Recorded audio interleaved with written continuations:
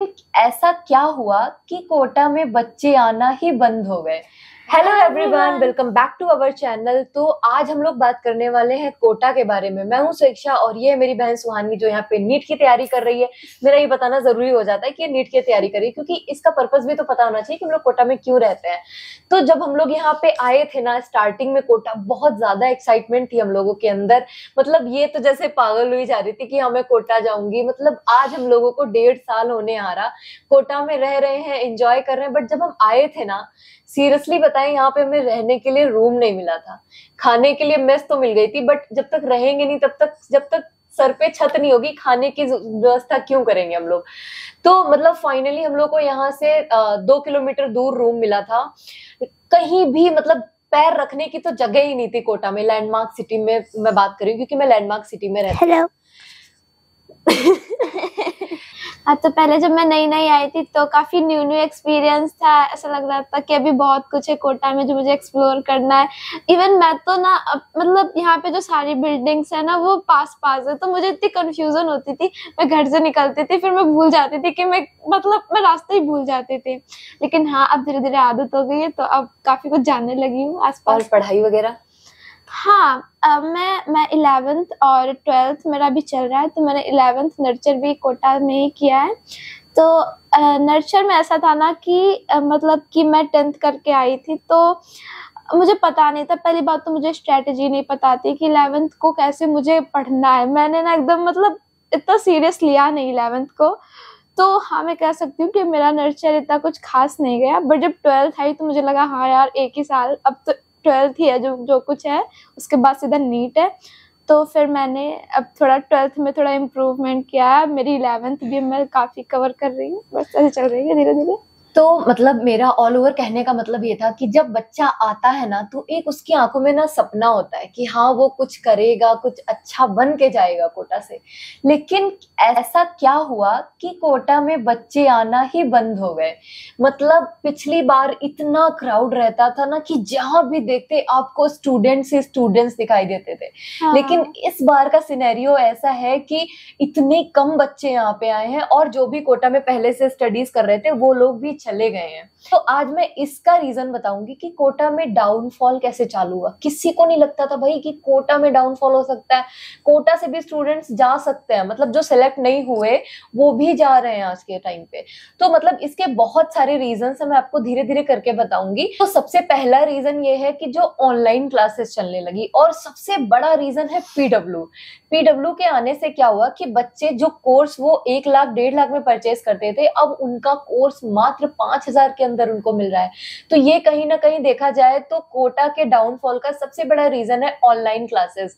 फिर दूसरी चीज जो हो गई वो हो गई पीडब्ल्यू का कोटा में ब्रांच खोल देना। पीडब्ल्यू ने कोटा में ब्रांच खोल दिया जिसकी वजह से लैंडमार्क सिटी में जहाँ पे हम लोग रहते हैं वहां पे बच्चे बहुत कम हो गए। मतलब 10,000 के समथिंग बच्चे बचे हैं, जबकि यहाँ पे 40,000 के समथिंग बच्चे थे। मतलब इतना ज्यादा यहाँ पे डाउनफॉल देखने को मिला है। उसके बाद में जो दूसरी सबसे बड़ी चीज हो गई वो है सुसाइड केसेस। मतलब आपने भी न्यूज में पढ़ा होगा, आए दिन सुसाइड, 1 साल में 30-30 बच्चे सुसाइड कर रहे हैं यहाँ पे। हाँ, तो आपने भी न्यूज़पेपर में सुसाइड का एक सिनेरियो तो पढ़ा ही होगा। हाँ, तो कहीं ना कहीं ये रीजन है कि पेरेंट्स अपने बच्चों को कोटा नहीं भेज रहे हैं क्योंकि उनको बच्चों की जान ज्यादा प्यारी है। मतलब पढ़ाई लिखाई तो चलती रहेगी, लेकिन जो उनकी जिंदगी है, जो उनका भविष्य है, वो उनके लिए सबसे पहले है। तो इस वजह से पेरेंट्स अपने बच्चों को कोटा ना भेजकर जो उनके आसपास जो इंस्टीट्यूट्स खुले हैं नीट या जेई के, उनमें अपने बच्चों का एडमिशन कराना ज्यादा प्रीफर कर रहे हैं। हाँ, तो जब से सुसाइड ऐसे होना चालू है तब से बच्चों के अंदर से थोड़ा सा डर सा आ गया है। ऐसा मतलब, और बच्चे ऐसा लग रहा है कि उस चीज से मोटिवेट हो रहे हैं। और जैसे कि पहले थोड़े कम होते थे, फिर धीरे धीरे ऐसे एकदम से चालू हो गए, एकदम से सुसाइड केसेस और बढ़ गए कोटा में। तो फिर जैसे कि एलएन हमारा बहुत बड़ा है इसका सिस्टम।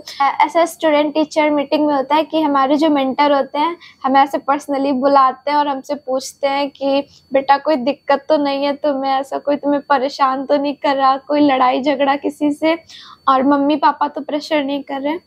अब तो ऐसे बहुत सारे जैसे कि और अच्छी अच्छी चीज़ें जो एलन ने की हैं, और यहाँ की सरकार ने सबसे मतलब कि जो बड़ा काम किया ना वो था कि यहाँ के जितने भी हमारे माइनर टेस्ट होते थे ना सारे कैंसिल करवा दिए। कुछ 1-2 महीने के लिए हमारे जो टेस्ट थे वो एकदम रद्द करवा दिए, पोस्टपोन हो गया। फिर लेकिन अभी हमारा टेस्ट है, अभी 3-4 दिन बाद है, तो फिर से चालू कर दिया है क्योंकि बच्चे ना फिर उसका गलत फायदा उठा रहे थे। वो पढ़ना ही छोड़ देते थे, वो मस्ती कर रहे थे ऐसे क्लासेस में।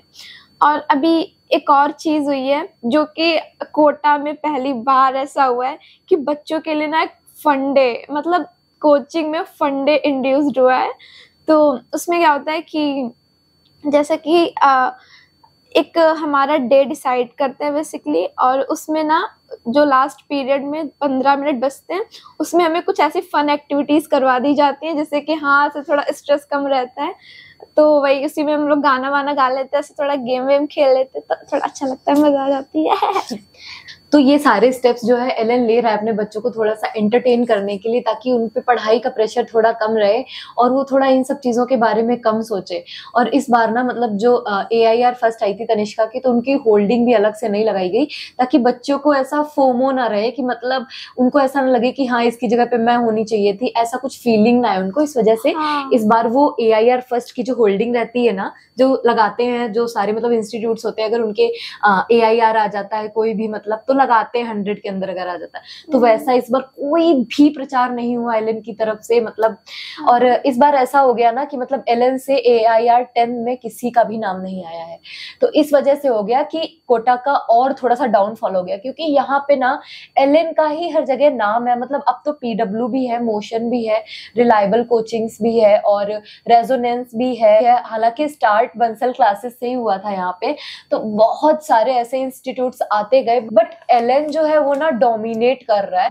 तो एलन का ना एक पूरा सिस्टम है यहाँ पे, हॉस्टल्स भी उसके अंडर में है, सारी चीजें उसी के अंडर में है।